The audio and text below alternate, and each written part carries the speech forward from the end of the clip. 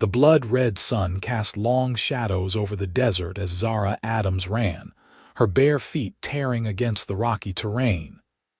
Each breath burned in her lungs, each step a new torment, but still she ran. Behind her lay danger and treachery. Ahead, only the vast emptiness of the Dakota Territory wilderness and the faint hope of salvation. It was 1876, just weeks after news of Custer's defeat at Little Bighorn had spread across the frontier like wildfire. The town that would later bear his name was still little more than an outpost, its future as a settlement uncertain in these troubled times. But none of that mattered to Zara, as she fled through the gathering darkness, her torn dress catching on cacti, her unbound hair streaming behind her like a banner of defiance. She had been running since dusk, when she'd managed to escape from the men who had taken her captive 3 days earlier. Outlaws who had ambushed the stagecoach she'd been traveling in, killed the driver and guard, and taken her prisoner. The other passengers, 2 minors and an elderly couple, had been left dead in the dust.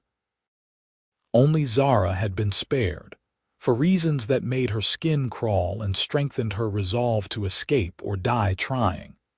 Now, as the stars began to appear in the vast Dakota sky, her strength was finally failing. Her vision blurred as she stumbled forward, no longer certain if she was heading toward salvation or deeper into the wilderness. The cool night air that had initially been a blessing now chilled her sweat-soaked skin. Her parched throat constricted painfully with each labored breath. When her foot struck a hidden stone, Zara fell hard, her palms scraping against the ground. This time, she couldn't find the strength to rise. She rolled onto her back, gazing up at the tapestry of stars that seemed to swim before her eyes. They were beautiful, she thought distantly, a fitting last sight if this was to be her end. Miles away, Garrett Turner rode his Palomino stallion along the edge of his newly acquired property. At 32, he was older than many of the men who had come to the Dakota Territory seeking their fortunes. But youth wasn't everything on the frontier. Experience counted for more, and Garrett had plenty of that. He'd fought in the war between the states as little more than a boy, drifted west afterward like so many restless souls, and spent years working cattle drives across Texas and up into Montana before deciding it was time to stake his own claim. The parcel of land he'd purchased was modest, but it had water and good grazing, the beginnings of something he could call his own. Garrett was making his final rounds before heading back to his cabin when Dancer, his horse, suddenly tensed beneath him. The animal's ears pricked forward and he snorted nervously. "What is it, boy?" Garrett murmured, one hand dropping to the Colt revolver at his hip. In these parts, caution wasn't paranoia, it was survival. Dancer took a few steps forward without prompting, then stopped again, pawing at the ground. Something had the horse agitated. Garrett scanned the darkness, his eyes well adjusted to the night. The moon was nearly full, bathing the landscape in silver light. That's when he saw it, a shape that didn't belong among the rocks and scrub, something pale against the dark earth. Garrett urged Dancer forward cautiously, alert for any sign of an ambush. As they drew closer, the shape resolved itself into a human form, a woman, lying motionless beneath the stars. Garrett dismounted in a fluid motion, keeping Dancer's reins in one hand as he approached, still wary. He'd seen traps set with bait before, but as he drew near, he saw the woman's chest rise and fall with shallow breaths. Her bare feet were bloodied, her dress torn and dirty. This was no trap, this was someone in desperate need. He knelt beside her, taking in her delicate features, now drawn with exhaustion and pain. She was young, mid-20s, perhaps with hair the color of dark honey spread around her like a halo. "Madam," he said softly, touching her shoulder. "Madam, can you hear me?" Her eyelids fluttered, then opened. For a moment, there was only confusion in her gaze, then stark terror. She jerked away from his touch with surprising strength for someone in her condition. "It's all right," Garrett said, raising both hands to show he meant no harm. "I'm not going to hurt you. My name's Garrett Turner. I have a ranch not far from here." The woman tried to speak, but only a dry croak emerged. Her lips were cracked from dehydration. "Here," Garrett said, reaching for his canteen. He uncorked it and offered it to her. "Small sips, or you'll make yourself sick." She hesitated, then reached for the canteen with trembling hands. After taking a careful sip, she closed her eyes briefly as the water soothed her parched throat. "Thank you," she whispered, her voice raspy but melodious even in its damaged state. "Can you tell me your name, madam?" She took another sip before answering. Zara Adams." "Miss Adams, what happened to you? What are you doing out here alone?" Fear flashed across her face again. "They'll be looking for me. I managed to escape, but they'll be tracking me." Garrett's expression hardened. "Who's looking for you? Men. Bad men." Her voice caught. "They attacked the stagecoach, killed everyone else, took me prisoner. I got away while they were drinking last night, but they'll be coming after me." Anger rose in Garrett's chest, but he kept his voice calm. "How many?" "4," she said, struggling to sit up. "Led by a man named Rowe. They're dangerous." "I don't doubt it," Garrett said grimly. "But you're safe now. I need to get you to shelter, get those feet tended to." "Can you ride?" Zara glanced at Dancer, uncertainty crossing her face. I think so, if you help me." "That I can do," Garrett said, rising to his feet. He offered her his hand. "My place isn't far. We'll get you fixed up and then figure out what to do about these men." Zara allowed him to pull her to her feet, but her legs buckled immediately. Garrett caught her before she could fall. "I'm sorry," she murmured, embarrassment coloring her cheeks. "Nothing to be sorry for," Garrett replied. "You've been through an ordeal that would have killed most folks."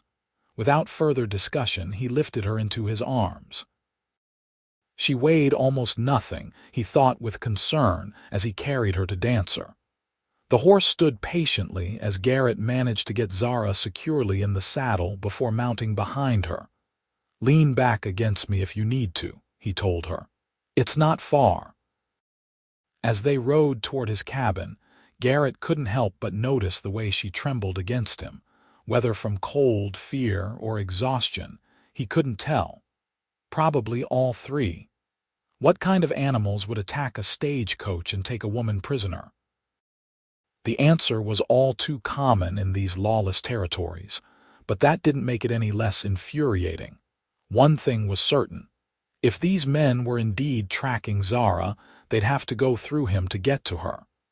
And Garrett Turner was not a man to be trifled with. Zara fought to stay conscious as they rode through the night, the gentle rocking motion of the horse nearly lulling her into oblivion. The solid presence of the man behind her was both reassuring and terrifying. She had no reason to trust him, no reason to trust any man after what she'd endured, yet something about his calm, steady manner gave her hope. When a small cabin came into view, nestled against a backdrop of rocky hills, she felt a surge of relief so profound, it brought tears to her eyes. "Here we are," Garrett said, his deep voice rumbling against her back. "It's not much, but it's secure."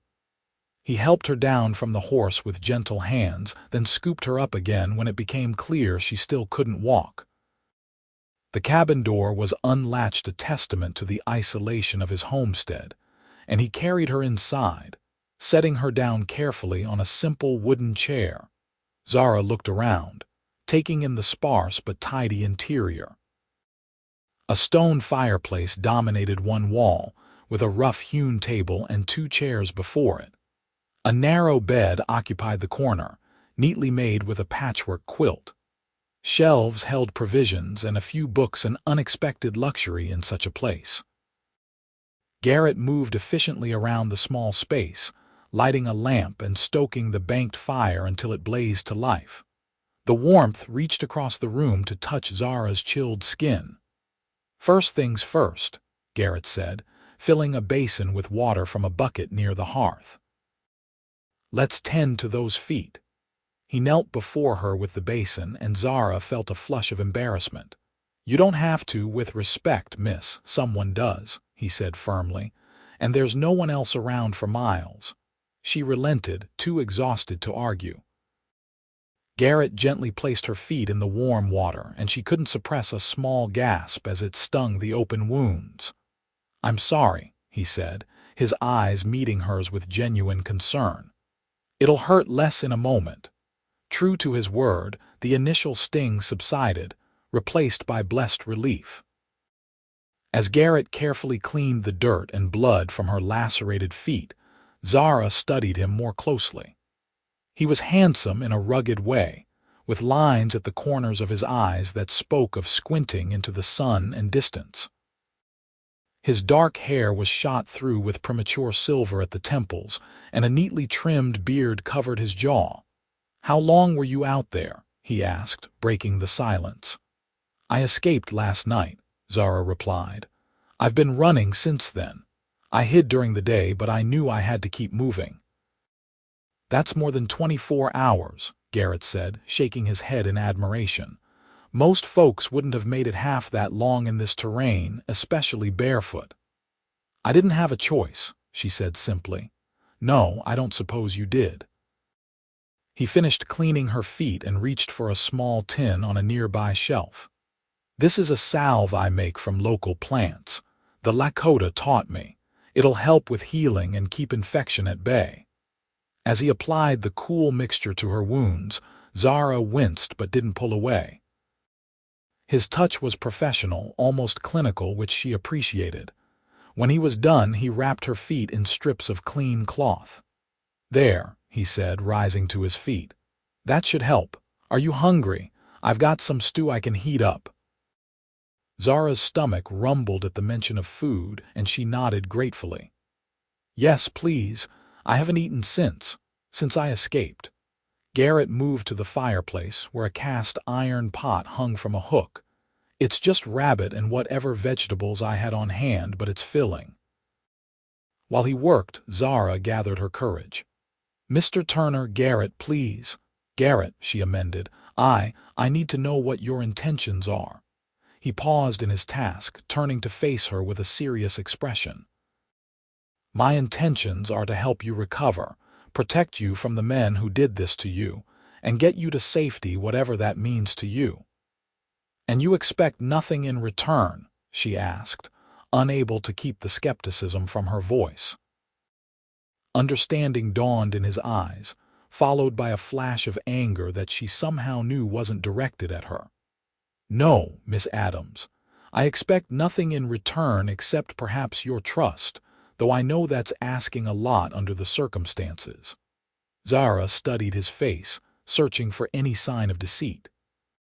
Finding none, she nodded slowly. "Thank you, and please call me Zara." A small smile touched his lips. "Zara, then." He turned back to the stew, stirring it as it began to warm. "If you don't mind my asking, what brought you to this part of the country?" She sighed, the weight of her journey pressing down on her anew. "I was traveling to Deadwood. My father died last winter, and I learned he had a claim there. I thought I could make a fresh start." "I'm sorry about your father," Garrett said, his tone genuine. "Deadwood's a rough place, especially for a woman alone." "So I've been told," Zara replied dryly. "But I'm not without skills. I was a school teacher in Pennsylvania. I thought perhaps I could teach there." Garrett nodded thoughtfully as he ladled stew into a bowl. "Frontier towns are always in need of teachers. Children grow up wild otherwise." He handed her the bowl and a spoon, then poured a cup of coffee from a pot kept warm at the edge of the hearth. Zara accepted both gratefully, the rich aroma of the stew making her mouth water. "Eat slowly," he advised, taking a seat across from her with his own cup of coffee. Your stomach won't be used to food after so long without. Zara heeded his advice, taking small spoonfuls of the surprisingly flavorful stew. As warmth and nourishment began to restore her strength, the full impact of her ordeal caught up with her. To her horror, tears began to stream down her face. "I'm sorry," she said, hastily wiping them away. "I don't usually. You've nothing to apologize for," Garrett interrupted gently. "You've been through hell, Zara. Most would have broken long before now." His understanding only made the tears flow faster. Zara set down her spoon, no longer able to eat through her quiet sobs.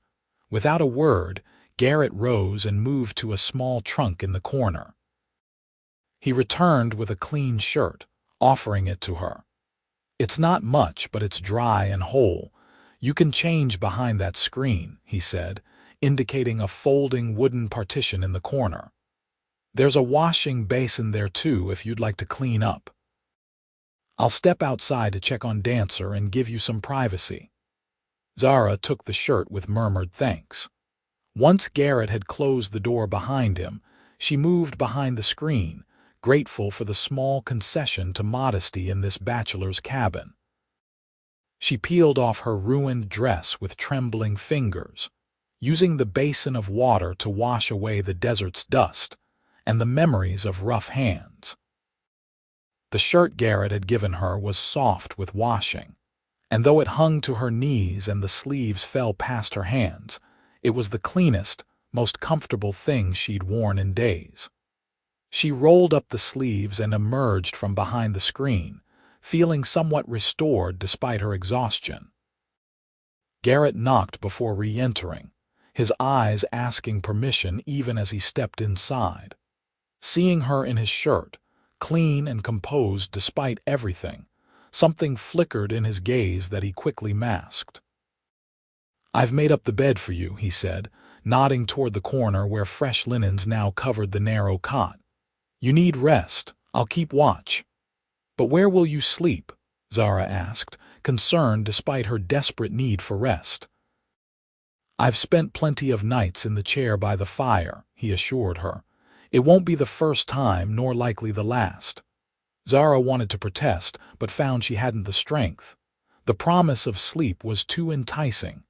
"Thank you," she said simply, moving toward the bed. As she settled under the quilt, inhaling the clean scent of soap and pine, she watched Garrett check his rifle and place it within easy reach of the chair. He moved with the quiet competence of a man accustomed to looking after himself, to facing danger without flinching. "Garrett," she said softly as he turned down the lamp, "why are you helping me? You could have left me out there. Many would have." He paused, considering his words carefully. "My ma raised me to believe that what you do when no one's watching defines who you are. Out here, there's no law but what a man carries in his heart. I couldn't leave you to die, any more than I could stop breathing." His simple honesty touched something deep within Zara. "Well," she said, her voice catching slightly, "I'm grateful your mother raised such a good man." A small smile touched his lips. "Get some rest, Zara. You're safe now." As she drifted toward sleep, Zara wasn't entirely convinced of that. Rowe and his men were still out there, and they weren't the type to give up easily. But for the first time since the stagecoach attack, she allowed herself to hope that she might survive this ordeal after all. In the gray hours before dawn, Zara woke with a start, a scream caught in her throat. The nightmare clung to her like cobwebs, Rowe's face leering down at her, his breath hot on her skin. "Easy," came a low, calm voice from nearby. "You're safe." Reality reasserted itself as she recognized Garrett's silhouette against the dying fire. He hadn't moved from his vigil, though hours had passed. "I'm sorry," she whispered, pushing damp hair from her face. "Bad dreams." "No need for apologies," he replied, adding a small log to the embers. The fire caught, illuminating his tired features. "Would you like some water?" She nodded, and he brought her a cup.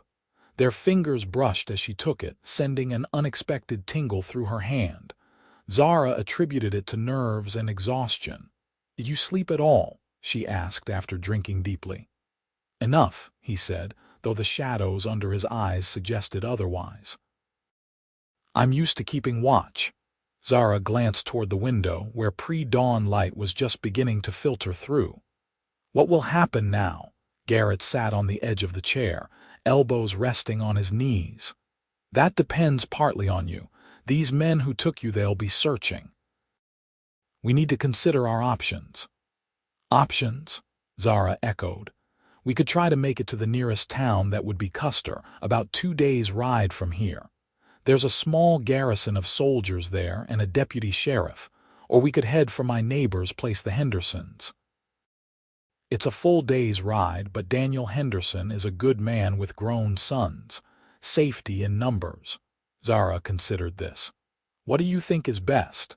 "Honestly, I think those men will be watching the trails to town. They'll expect you to head for civilization. The Hendersons might be safer." "But I don't want to bring danger to more people," Zara protested. "You've risked enough already." Garrett's expression softened. "The Hendersons have been fighting off rustlers and raiders for 15 years. They can handle themselves." Zara hesitated, then nodded. "If you think that's best." "We'll leave after breakfast," Garrett decided, rising to his feet. "You should try to eat something substantial. It'll be a long day in the saddle." As he moved to prepare a simple meal of cornmeal mush and the last of his dried apples, Zara eased herself out of bed, testing her injured feet. They were painful but bearable thanks to Garrett's ministrations. "I found some things that might fit you better," Garrett said, gesturing to a small bundle on the table. "Old clothes from when my sister visited last year. Nothing fancy, but sturdy enough for riding." Zara was touched by his thoughtfulness. "Thank you. I don't know how I'll ever repay you for all this." Garrett shook his head firmly. "There's no debt between us, Zara. Anyone with a shred of decency would have done the same." "I think we both know that's not true," she replied softly.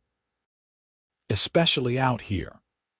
Something passed between them then, an understanding that went beyond words. For all his gruff exterior, Garrett Turner possessed a depth of kindness that was rare in a world that often rewarded cruelty. After breakfast, Zara changed into the clothes Garrett had provided, a simple skirt and blouse that must have belonged to his sister, along with a pair of worn but serviceable boots that were a bit large but manageable, with an extra pair of socks. Garrett had turned his back while she dressed, a courtesy that touched her almost as much as his rescue had. "How do your feet feel in those boots?" he asked when she emerged from behind the screen. "Better than I expected," Zara admitted. "Your salve worked wonders." Garrett nodded, satisfied. "Good. We should get moving while the day is still young." He had already packed provisions and filled canteens. As Zara watched him check his weapons one last time, the rifle, his Colt revolver, and a wicked-looking hunting knife, she was struck by the contradiction he presented. This man who had so gently tended her wounded feet was also clearly capable of violence when necessary. "Have you been out here long?" she asked as he helped her into a coat that had also belonged to his sister. 5 years in the territory," he replied. "Bought this land 2 years ago." "It's beautiful country," Zara observed, looking out the window at the landscape now visible in the early morning light. Rolling hills gave way to more rugged terrain in the distance, the whole scene painted in shades of amber and gold by the rising sun. "That it is," Garrett agreed, a note of pride in his voice. "Hard country but honest. It gives back what you put into it." "Is that why you came here, to build something of your own?" He considered her question as he shouldered his rifle. "Partly. After the war, I couldn't settle back into regular life. Too many ghosts. Out here, a man can breathe." The simple eloquence of his words resonated with Zara. She too had come west seeking a new beginning, though under very different circumstances. "Ready?" Garrett asked, holding the door open for her. Zara took a deep breath and nodded. "Ready." Outside, Dancer was saddled and waiting, along with another horse, a sturdy bay mare that Zara hadn't noticed the night before. "This is Penny," Garrett said, patting the mare's neck. "She's gentle and sure-footed. I keep her as a pack horse, but she rides well enough." He helped Zara mount, making sure she was steady before handing her the reins. Her wounded feet protested as they settled into the stirrups, but it was bearable. "If it gets to be too much, you tell me," Garrett instructed, swinging up onto Dancer with practiced ease. "We can stop and rest whenever you need to." "I'll be fine," Zara assured him, though in truth she was already feeling the strain. But after what she'd endured to escape Rowe and his men, a day on horseback seemed a small hardship. They set out at a careful pace, Garrett leading the way along a faint trail that wound between the hills. He kept them off the main paths, choosing instead routes that would be difficult to follow. Every so often he would stop and listen, his eyes scanning the horizon with the intensity of a hawk. The morning passed in relative silence, each lost in their own thoughts. Around midday, Garrett called a halt near a small spring where the horses could drink. He helped Zara dismount, steadying her when her legs threatened to buckle. "How are you holding up?" he asked, his eyes searching her face. "I'm all right," she said, though the pain in her feet had intensified and her muscles ached from the unaccustomed riding. Garrett looked skeptical but didn't press the issue. He spread a blanket in the shade of a large boulder and unpacked some jerky and hardtack. "It's not much of a meal," he apologized. "It's perfect," Zara assured him, gratefully sinking onto the blanket. The small rest and the food revived her somewhat, and she found herself studying Garrett as he kept watch while they ate. "May I ask you something?" she ventured after a while. He turned those attentive eyes to her. "Of course. You mentioned your sister. Do you have other family?" A shadow crossed his face. "Not anymore. My parents died before the war. My sister Eliza lives in Cheyenne with her husband and children. I see them once a year or so." "I'm sorry about your parents," Zara said softly. Garrett nodded his acknowledgement. "What about you?" "Any family besides your late father?" Zara shook her head. "My mother died when I was young. It was just my father and me for most of my life. When he passed, well, there was nothing left for me in Pennsylvania. So you came west to claim his property in Deadwood?" "Yes." "I have the deed in my—" Zara stopped, dismay washing over her. "My bag was on the stage-coach. The deed, my savings, everything." Garrett frowned. "The men who took you, did they have your belongings?" "I think so. I saw one of them with my bag the first night." Zara's heart sank. "Without that deed, I have no proof the claim is mine." "We'll figure something out," Garrett promised. "First, let's get you to safety, then we can worry about the claim." His quiet confidence was reassuring. Despite having known him less than a day, Zara found herself trusting Garrett Turner more than she'd trusted anyone in a long time. They resumed their journey after the brief rest, the landscape gradually changing as they rode. The terrain became more wooded, offering better cover but also more places for potential ambush. Garrett remained vigilant, occasionally doubling back or taking seemingly random turns. "Are we being followed?" Zara finally asked when he stopped for the third time to study their back trail. "Not that I can tell," he replied, "but it doesn't hurt to be cautious. Men like the ones who took you, they don't give up easily." The reminder sent a chill through Zara. How much further to the Hendersons? We should reach their place by nightfall if we maintain this pace. He glanced at her with concern. "How are you holding up?" "I'm fine," she insisted, though in truth she was growing increasingly exhausted. The combination of her ordeal, her injuries, and the long ride was taking its toll. Garrett seemed about to say something when a sound caught his attention, the distant crack of a rifle. Both of them froze. Was that? Zara began, her heart racing. Gunfire, Garrett confirmed grimly. Could be a hunter, could be something else. Another shot rang out, closer this time. Not a hunter, Garrett decided, his expression hardening. Come on. He urged Dancer forward at a faster pace, with Zara following on Penny. They pushed through a dense copse of trees, emerging into a small clearing. Garrett held up a hand, signaling Zara to stop. Listen, he whispered. In the distance, they could hear voices, men shouting, and then more gunfire. That's coming from the direction of the Henderson place, Garrett said, his face grim. We need to change course. But if they're in trouble, Zara protested. We don't know what's happening, Garrett countered.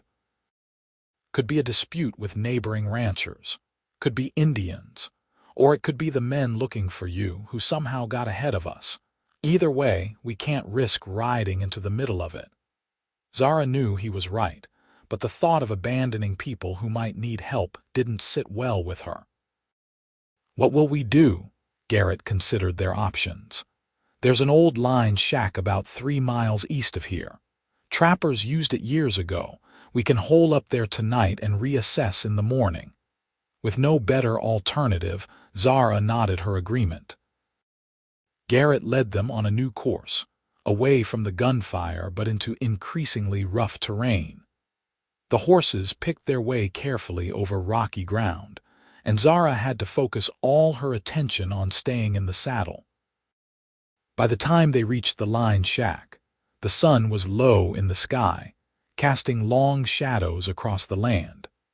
The shack itself was little more than a one-room structure with a sagging roof and weathered walls, but it offered shelter and concealment. Wait here, Garrett instructed, dismounting and drawing his revolver. He approached the shack cautiously, checking for any signs that someone else might be using it. Zara watched anxiously, only breathing again when he signaled that all was clear. She attempted to dismount on her own, but her legs gave way as soon as her feet touched the ground. Garrett was at her side in an instant, catching her before she could fall. I've got you, he said, his arm strong around her waist. Zara leaned against him, too exhausted to pretend she wasn't at the end of her strength. I'm sorry. I thought I could. You've done remarkably well, Garrett assured her, his voice gentle. Most seasoned riders would be struggling after a day like this, let alone someone who's been through what you have. He helped her inside while the horses were still saddled, wanting to get her settled before tending to them. The interior of the shack was dusty but intact, with a small stone fireplace, a crude table, and what looked like a platform bed built into one wall. Garrett eased Zara onto the bed, which was nothing more than bare wood. Rest here. I'll take care of the horses and then get a fire going. Zara nodded gratefully, leaning back against the wall as Garrett left to attend to the animals. Despite her exhaustion, her mind raced with worries. Who had been shooting near the Henderson place? Was it connected to her? Had Rowe and his men somehow tracked them? And what would they do now? When Garrett returned, his arms laden with their provisions and his bedroll, he found Zara exactly as he'd left her, her face drawn with fatigue and concern. The horses are settled, he reported, setting down his burden. I've hobbled them nearby where there's decent grazing. They'll be fine for the night. He set about building a fire in the small hearth. Soon, the crackling flames cast a warm glow throughout the shack, pushing back the encroaching darkness and chill. We should keep the fire small, Garrett said, just enough for warmth. No sense advertising our location more than necessary. He unpacked some provisions, jerky, hardtack, and a small bag of coffee beans that he proceeded to grind with the butt of his knife, before adding them to a pot of water. It won't be the best coffee you've ever had, he admitted with a small smile. "But it'll be hot." "Right now, that's all that matters," Zara replied, attempting to return his smile despite her weariness. As the coffee brewed, Garrett approached her with his medical supplies. "Let me check your feet," he said. "They've had a hard day." Zara didn't protest as he gently removed her boots and socks. The bandages he'd applied that morning were soiled now, and she winced as he unwrapped them. "Sorry," he murmured, his touch as gentle as possible. "The wounds have opened up again in places. I need to clean them and apply more salve." The process was painful, but Zara endured it stoically. She watched Garrett's face as he worked, noting the concentration in his eyes, the careful precision of his movements. For a man who had likely seen and caused his fair share of violence, his capacity for tenderness was remarkable. "Thank you," she said softly when he had finished rebandaging her feet. "Not just for this, but for everything. You've risked so much for a stranger." Garrett looked up, meeting her gaze. "You're not a stranger anymore, Zara." Something passed between them in that moment, a connection that transcended their brief acquaintance. Zara felt it like a physical sensation, a warmth that had nothing to do with the fire. Garrett cleared his throat, breaking the moment. "Coffee should be ready," he said, rising to his feet. As they shared the simple meal of jerky, hardtack, and coffee, Zara found herself wanting to know more about this complex man who had come to her rescue. "You said you fought in the war," she ventured. "Which side, if you don't mind my asking?" "Union," Garrett replied. "Though where I'm from in Missouri, that wasn't the popular choice. My father was against slavery, taught me to believe in equality." He took a sip of his coffee. "I was young when I enlisted, too young, really. Saw things no boy should see." "Is that why you came west? To leave those memories behind?" He considered her question. "Partly, but also to find something. Something that made sense after all that senseless killing. Out here, there's a kind of harsh justice to things. Nature doesn't lie or play politics, it simply is." Zara nodded, understanding what he meant. "And what about your ranch? Is it everything you hoped it would be?" A small smile touched Garrett's lips. "It's a work in progress. But yes, it's becoming what I dreamed of. A place that's mine where I answer to no one but myself and the land." "It sounds wonderful," Zara said wistfully. "What about you?" Garrett asked. "What were you hoping to find in Deadwood?" Zara traced the rim of her tin cup with her finger. "A fresh start. After my father died, I discovered he'd been investing in mining claims out west. Most failed, but apparently this one in Deadwood showed promise. I thought maybe I could sell it, use the money to establish myself somewhere, maybe open a school." "That's still possible," Garrett assured her. "We just need to get you safely to Deadwood first." "If those men don't find us before then," Zara said quietly, voicing the fear that had been hovering at the edges of her mind. Garrett's expression grew serious. "I won't let them hurt you again, Zara. That's a promise." The conviction in his voice should have been reassuring, but it only increased Zara's concern, not for herself, but for him. "I don't want you to die because of me, Garrett." "I don't plan on dying anytime soon," he replied with a hint of a smile. "I've got too much work to do on my ranch." His attempt at levity fell flat as another round of distant gunfire reached their ears. Both of them tensed, listening intently. "That's closer than before," Zara whispered. Garrett nodded grimly. "Sounds like it's moving in this direction. Could be a coincidence." "But you don't think so," Zara finished for him. "No," he admitted. "I don't." He rose and moved to the shack's single window, carefully peering out into the gathering dusk. "No movement that I can see, but with night falling, that doesn't mean much." "What do we do?" Zara asked, struggling to keep her voice steady. Garrett turned back to her, his expression resolute. "We prepare, and at first light we move on. There's another route we can take longer, but it'll keep us away from main trails." He spent the next hour securing the shack, as best he could, reinforcing the door with a wooden bar, positioning himself where he had a clear view of both the door and window. His rifle lay across his lap, loaded and ready. Despite her exhaustion, Zara found sleep elusive. Every sound from outside, the rustle of wind through trees, the occasional animal call, sent her heart racing. Garrett seemed to sense her anxiety. "Try to rest," he said gently. "I'll keep watch." "You need sleep too," she protested. "I'll wake you in a few hours to take a turn," he promised, though they both knew it was unlikely he would. Zara lay down on the hard platform bed, using Garrett's rolled-up coat as a pillow. Despite her anxiety, the day's exertions eventually pulled her toward sleep. The last thing she saw before closing her eyes was Garrett's silhouette against the dying fire, vigilant and steadfast. She dreamed of running through the desert again, but this time she wasn't alone. Garrett was there, his hand in hers, guiding her toward safety. The dream shifted, and suddenly they were standing on the porch of a small ranch house, looking out over green pastures. Garrett's arm was around her waist, and she felt safe, content, loved. A loud crack shattered the peaceful dream, and Zara jerked awake to find Garrett kneeling beside her, one hand over her mouth.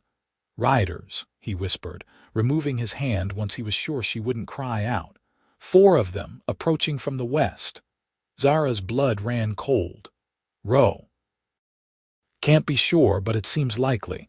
They're moving carefully, like they're tracking." Garrett's expression was grim in the faint glow of the banked fire. "We need to move. Now." Zara nodded, her heart pounding as she sat up. Garrett helped her into her boots, then gathered their minimal possessions with quick efficiency.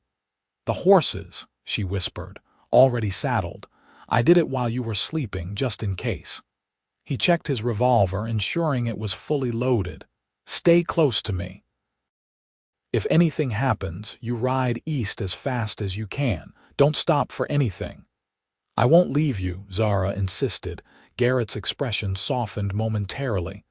"I appreciate the sentiment, but your safety is what matters. Promise me, Zara." Unable to refuse him, she nodded reluctantly.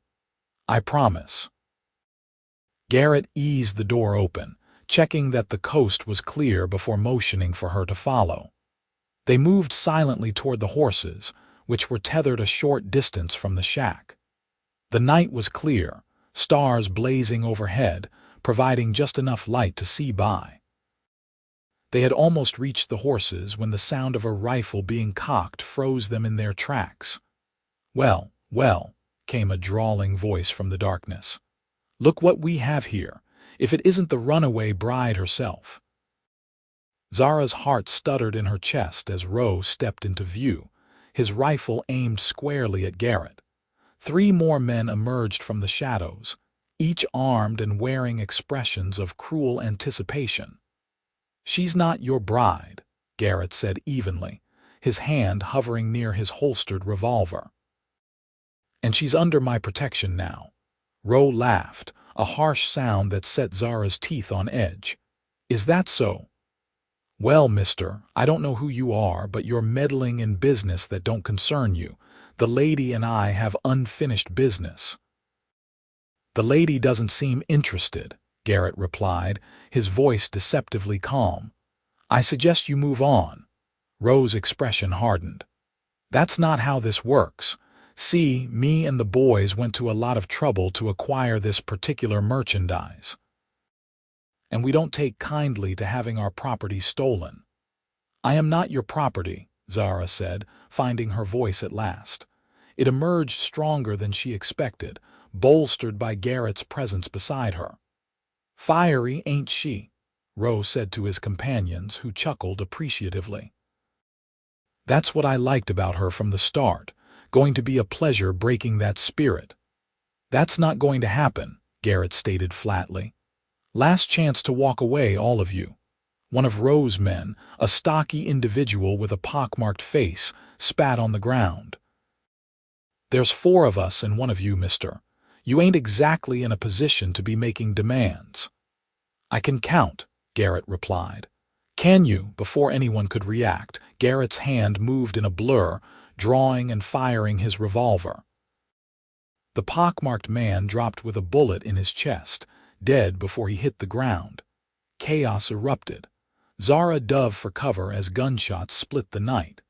Garrett shoved her toward the horses, providing covering fire as Rowe and his remaining men scrambled for position. Go! Garrett shouted, firing again and catching another outlaw in the shoulder. Zara reached Penny and pulled herself into the saddle, her injured feet screaming in protest. She turned to see Garrett backing toward Dancer, still exchanging fire with Rowe and his men. Just as Garrett reached his horse, a shot rang out and he staggered, clutching his side.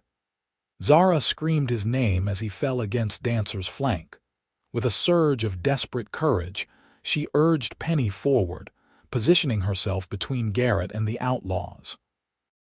She had no weapon, no plan, only the fierce determination that this man who had risked everything for her would not die on her account.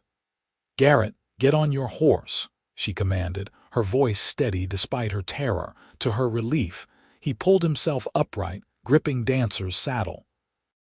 Blood darkened his shirt, but his eyes were clear as he swung himself up with a grimace of pain. Ride, he gasped, and together they spurred their horses forward, away from the shack and the men who had brought such violence into their lives. Shots followed them, bullets whizzing past, but soon they were galloping through the darkness, the sounds of pursuit fading behind them. Zara kept pace with Garrett, watching with growing concern as he hunched over his saddle, one hand pressed to his wound.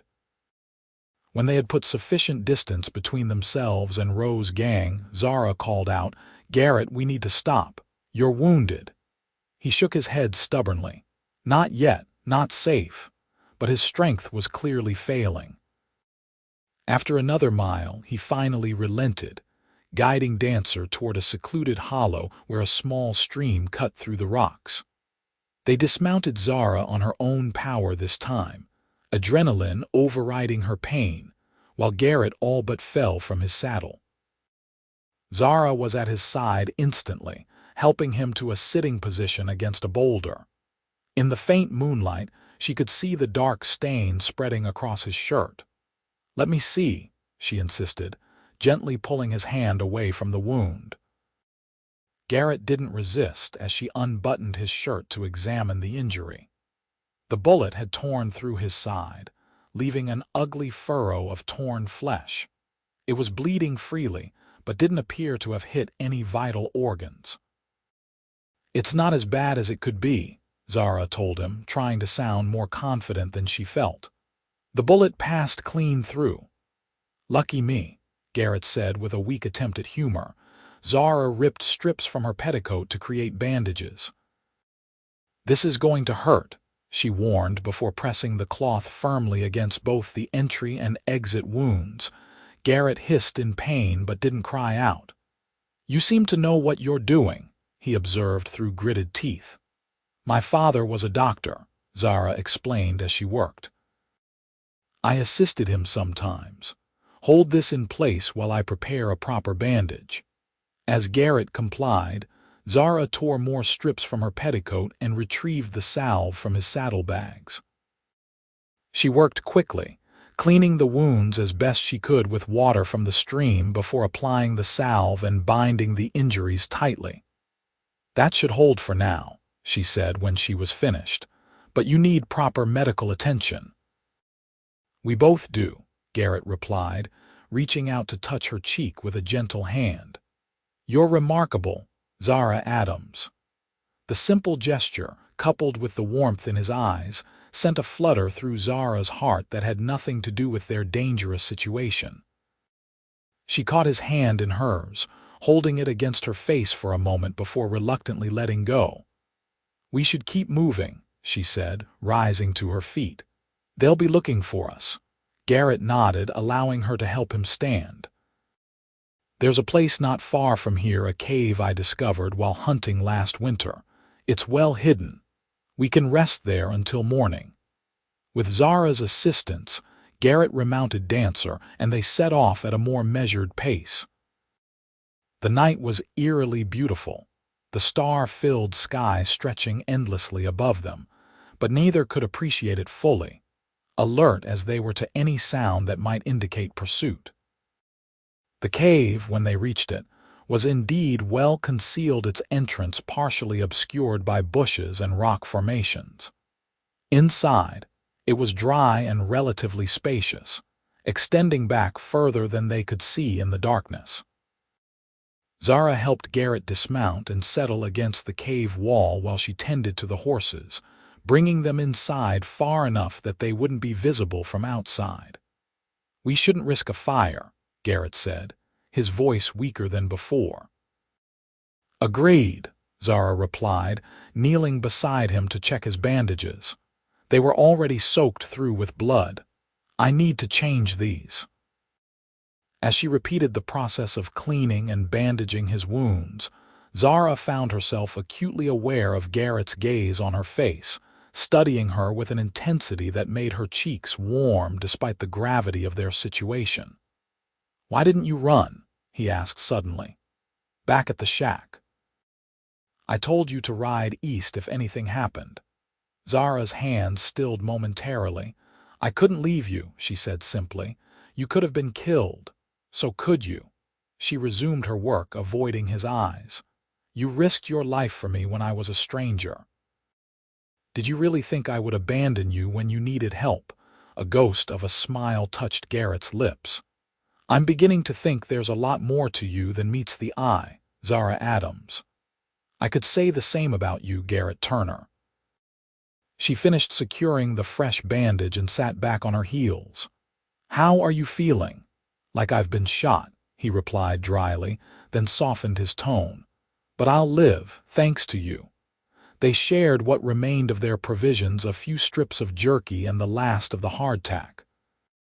Neither had much appetite, but they knew they needed to maintain their strength.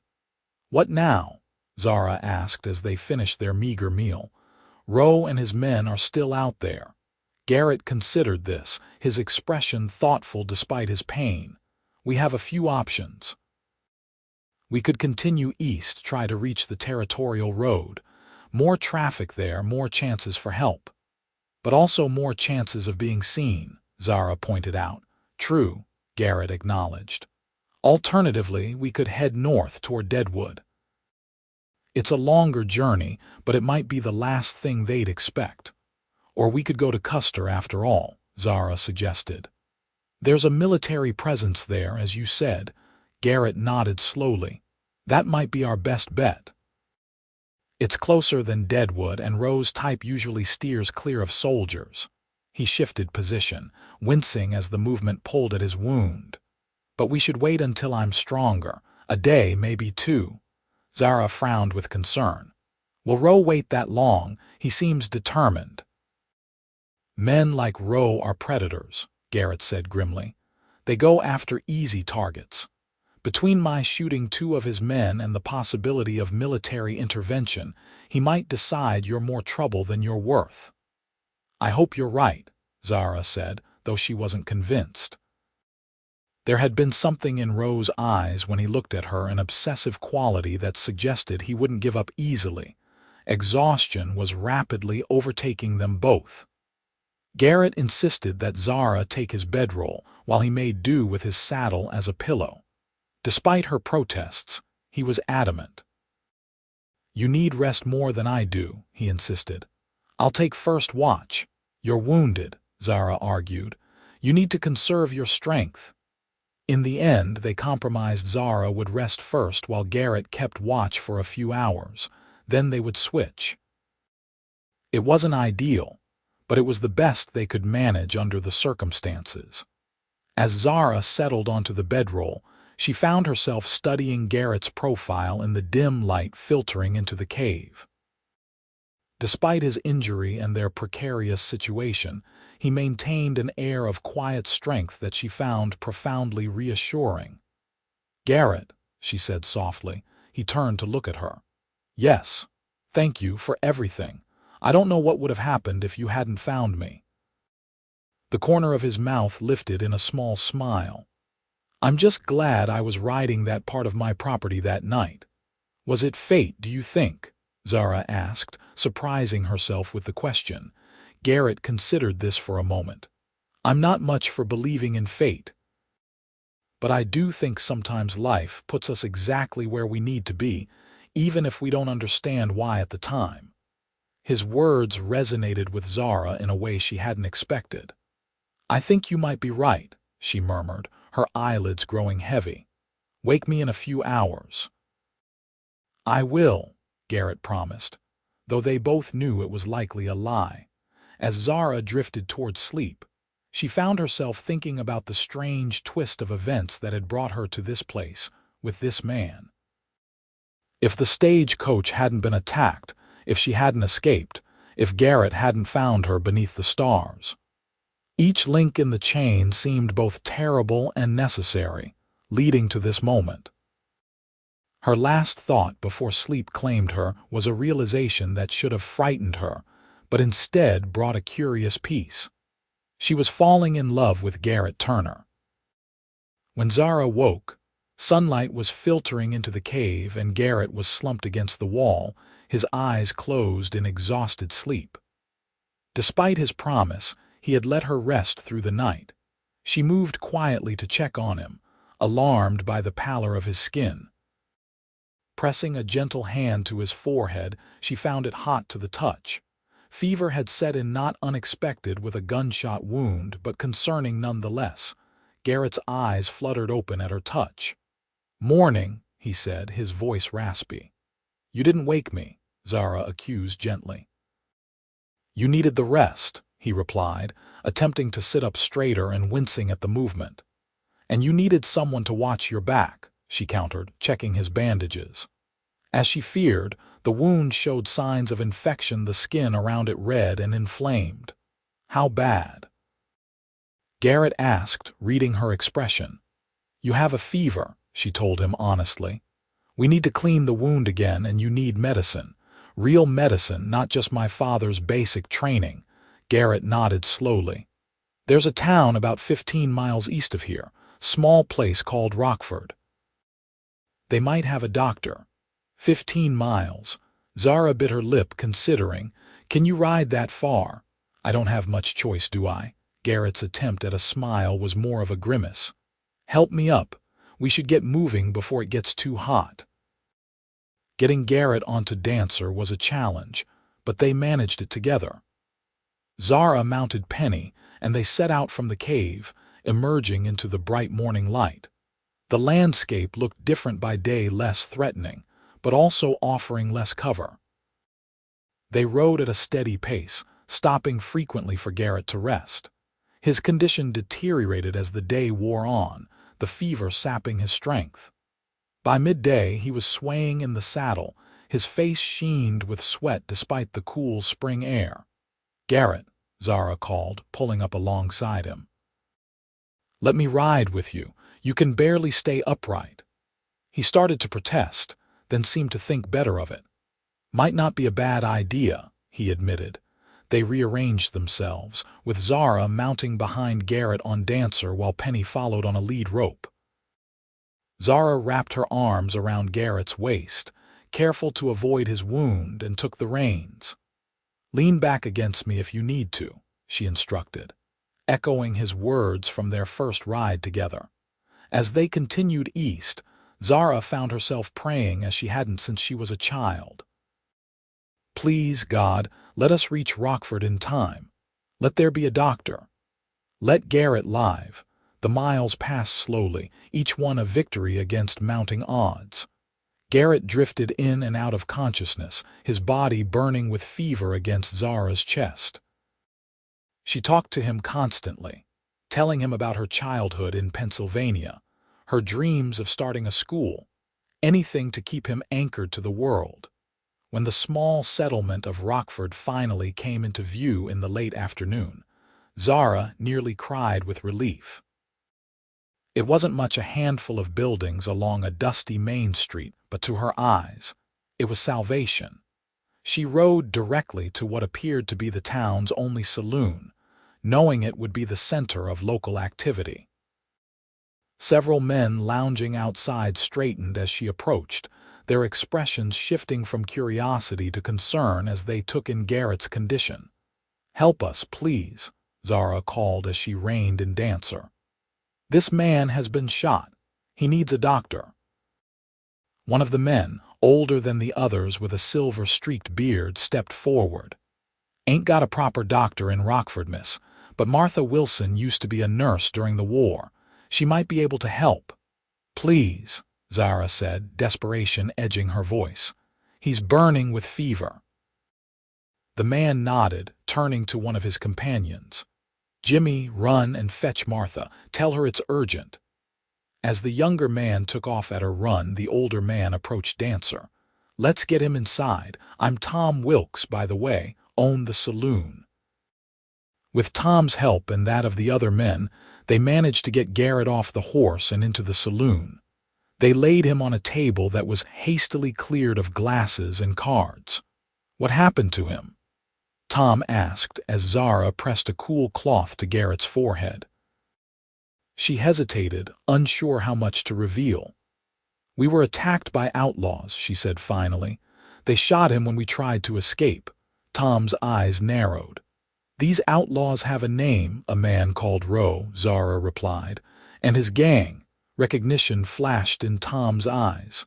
"Jeb Rowe." "Mean fellow, scar across his chin," Zara nodded, surprised. "You know him." "Know of him," Tom corrected. "He's wanted in 3 territories, robbery, murder, worse." He studied Zara with new understanding. "You two been running from him?" "Yes," Zara admitted. He took me captive when his gang attacked a stagecoach. Garrett saved me." Tom's expression softened. "Well, you're safe now, miss. Rowe wouldn't dare show his face in Rockford. We don't take kindly to his sort around here." Before Zara could respond, the door burst open, and a middle-aged woman hurried in, carrying a leather satchel. She had steel-gray hair pulled back in a severe bun, and the no-nonsense demeanor of someone accustomed to emergencies. "I'm Martha Wilson," she announced, moving directly to Garrett's side. "What happened?" As Zara explained again, Martha examined Garrett's wound with practiced efficiency. Her expression grew increasingly grave as she worked. "Bullet wounds infected, as I'm sure you've figured out," she said when she'd finished her examination. "Fever's high. He's strong, which is in his favor, but he needs proper care and quickly." "Can you help him?" Zara asked, her voice barely above a whisper. Martha met her gaze steadily. "I can try. I've got some medicines that might help fight the infection, but it's going to be touch and go." She glanced around the saloon. "We need to move him somewhere clean and quiet. My place isn't far." With Tom and another man's help, they carried Garrett to Martha's small house at the edge of town. It was a modest dwelling, but spotlessly clean, with a room that Martha explained had served as a sick room during a recent influenza outbreak. Once Garrett was settled on the bed, Martha shooed the men away and turned to Zara. "I'll need your help. We need to clean the wound thoroughly, get some medicine into him, and try to bring down that fever." The next few hours were a blur of activity as they worked to save Garrett's life.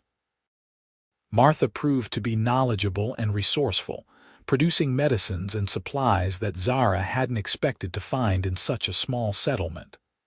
"Army training," Martha explained when Zara commented on her skills. "Saw more bullet wounds during the war than I care to remember." "Your man's lucky the bullet passed clean through without hitting anything vital. It's the infection that's the worry now." "He's not my man," Zara said automatically, then paused, surprised by the pang of regret the denial caused. "At least, we only met a few days ago." Martha raised an eyebrow but didn't comment. Instead, she showed Zara how to prepare a poultice of herbs that she claimed would draw out the infection. As night fell, Garrett's condition remained critical. His fever raged and he tossed restlessly on the bed, occasionally murmuring incoherent words. Zara sat beside him, bathing his forehead with cool water, whispering reassurances when he grew agitated. "You should rest," Martha told her around midnight. "I can watch him for a while." Zara shook her head. "I can't leave him, not now." Martha studied her thoughtfully. "You care for him a great deal for someone you've only just met." "He saved my life," Zara said simply. "More than once, and risked his own doing it," Martha observed. "Not many men would take on Jebro for a stranger." "No," Zara agreed softly. "I don't suppose they would." Martha patted her shoulder. "Well, I won't force you to sleep, but at least drink this." She handed Zara a cup of strong tea. "And eat something. You'll be no good to him if you collapse yourself." Reluctantly, Zara accepted the tea and the plate of bread and cheese Martha provided. She hadn't realized how hungry she was until she took the first bite. Through the long night, Zara maintained her vigil at Garrett's bedside. His fever peaked around dawn, leaving him drenched in sweat and alarmingly still. Zara, fearing the worst, clutched his hand and whispered fierce prayers. "Don't you dare die, Garrett Turner," she told him, tears streaming down her face. "Not after everything we've been through. Not when I've just found you." Whether it was her prayers, Martha's medicines, or Garrett's own stubborn will to live, something worked. By mid-morning his fever had broken and he slept more peacefully. When he finally opened his eyes, they were clear and focused. "Zara," he murmured, his voice weak but lucid. "I'm here," she said, squeezing his hand. "We made it to Rockford. You're going to be all right." Relief washed over his features. "You got us here. You saved my life." "We're even then," she replied with a watery smile. Martha, checking on her patient, nodded approvingly. "The worst is over, I think. He'll need time to recover his strength, but the infection is receding." Garrett turned his head to look at the older woman. "Thank you, madam. Thank your young lady here," Martha replied. "She hasn't left your side since you arrived. Stubborn as a mule, that one." A smile touched Garrett's lips as his eyes returned to Zara. "That doesn't surprise me at all." Over the next few days, Garrett's recovery progressed steadily. By the third day, he was able to sit up and take solid food. By the fifth, he could stand briefly with assistance. Throughout his convalescence, Zara remained his constant companion, tending to his needs and keeping his spirits up. They talked for hours, learning more about each other in those days than most couples learn in months. Garrett told Zara about his childhood in Missouri, his experiences in the war, his dreams for his ranch. Zara shared stories of her father, her life as a teacher, and her hopes for the future.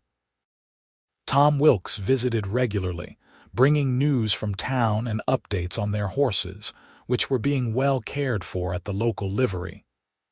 On his fourth visit, he brought something else, a telegraph message. "This came for you," he said, handing the paper to Zara. "Word got around about what happened to you folks, and someone recognized your name from the missing persons bulletin that went out after that stagecoach was attacked." Zara took the message with trembling hands. It was from the mining office in Deadwood, responding to inquiries about her father's claim. "It's valid," she said in wonder after reading the brief message. "The claim is registered in my father's name, and as his sole heir, it's legally mine. They've been extracting gold from it for months, holding the proceeds in trust until I could be located." She looked up at Garrett, her eyes wide. I'm wealthy, it seems." Garrett's smile was warm and genuine. "I'm happy for you, Zara. You deserve some good fortune after everything you've been through." "There's more," Tom said, his expression turning serious. "Got word that Jebro won't be troubling you anymore. A patrol of soldiers found him and what was left of his gang about 20 miles west of here. Seems they ran into a group of Lakota warriors who didn't take kindly to armed white men on their hunting grounds. A complex mixture of emotions passed through Zara, relief predominant, but also a strange sense of closure. The man who had caused her so much suffering was gone. She could truly begin anew. As Garrett continued to recover, Zara found herself at a crossroads. With her father's claim confirmed and Roe no longer a threat, she could proceed to Deadwood as she had originally planned. The logical course was clear: go to Deadwood, claim her inheritance, perhaps open that school she had dreamed of. Yet she found herself increasingly reluctant to leave Rockford, to leave Garrett. Over the past week, what had begun as gratitude and admiration had blossomed into something deeper, more profound. One evening, as they sat together on Martha's small porch watching the sunset, Zara finally found the courage to broach the subject. "The doctor says you'll be fit to travel in another week," she said, keeping her eyes on the horizon. "Yes," Garrett agreed, "though I'll need to take it slow for a while yet." "You'll be heading back to your ranch," he nodded. "I've been away too long already. There's work waiting for me." Zara took a deep breath. "And I should be going to Deadwood." A silence fell between them, heavy with unspoken words. Finally, Garrett turned to face her. "Is that still what you want?" he asked quietly. "To go to Deadwood?" Zara met his gaze, finding in his eyes the same emotion that was surging through her own heart. "What I want," she said carefully, "is to be where I can build a life that matters, where I can make a difference, where I can be happy." Garrett reached for her hand, his calloused fingers gentle against her skin. "And where do you think that might be?" "I'm beginning to think," Zara said, her voice barely above a whisper, "that it might be wherever you are, Garrett Turner." The smile that spread across his face was like sunrise breaking over the hills. "I was hoping you might say that," he replied, lifting her hand to his lips, "because I find I don't much like the idea of riding back to my ranch without you. Are you asking me to come with you?" Zara asked, her heart racing. "I'm asking for more than that," Garrett said, his expression turning serious. "I know it hasn't been long and some might say we're rushing things, but I've lived enough to know that when something right comes along, a man would be a fool to let it slip away." He paused, gathering his thoughts. "I'm asking if you'd consider making a life with me, Zara, building something together. I don't have much to offer compared to a gold mine in Deadwood, but yes," Zara interrupted, tears of joy welling in her eyes. "Yes, I would consider that. In fact, I've been considering little else these past days." Garrett's smile returned, brighter than before. "I should warn you, it won't be easy. Ranching is hard work and my place is modest at best." "I don't need easy," Zara replied. "I just need it to be real. And nothing has ever felt more real to me than us." As the sun sank below the horizon, casting the world in shades of gold and crimson, Garrett drew Zara into his arms. Their first kiss was gentle, tentative, a promise of all that might be. Their second was deeper, more certain, a sealing of the bond that had formed between them in the crucible of danger and survival. "I love you, Zara Adams," Garrett murmured against her lips. "I think I've loved you since I found you under the stars." "And I love you, Garrett Turner," she replied, her heart so full she thought it might burst. "I think I've been waiting my whole life to find you." 2 weeks later, they stood together in Rockford's small church, exchanging vows before a gathering of the townspeople who had taken them into their community. Martha Wilson stood as Zara's witness, beaming with approval, while Tom Wilkes stood up for Garrett. Zara wore a simple white dress that the town seamstress had helped her make, her feet now fully heeled, clad in soft leather boots that had been a gift from the women of Rockford. Garrett, still moving carefully but regaining his strength daily, looked handsome and proud in his best shirt and vest. When the preacher pronounced them husband and wife, the small church erupted in cheers. The celebration that followed at Tom's saloon lasted well into the night, a rare moment of pure joy in the often harsh reality of frontier life. The next morning, they set out for Garrett's ranch, with a detour planned to Deadwood to settle Zara's affairs with the mining office. The gold from her father's claim would provide capital to expand the ranch, to build a proper home, perhaps even to start a small school for the children of neighboring homesteads. As they rode side by side, the future stretching before them like the open prairie, Zara couldn't help but marvel at the strange, winding path that had brought her here. From terror and desperation, running barefoot through the desert, to love and hope, riding toward home with the man who had found her beneath the stars. "What are you thinking?" Garrett asked, noticing her contemplative expression.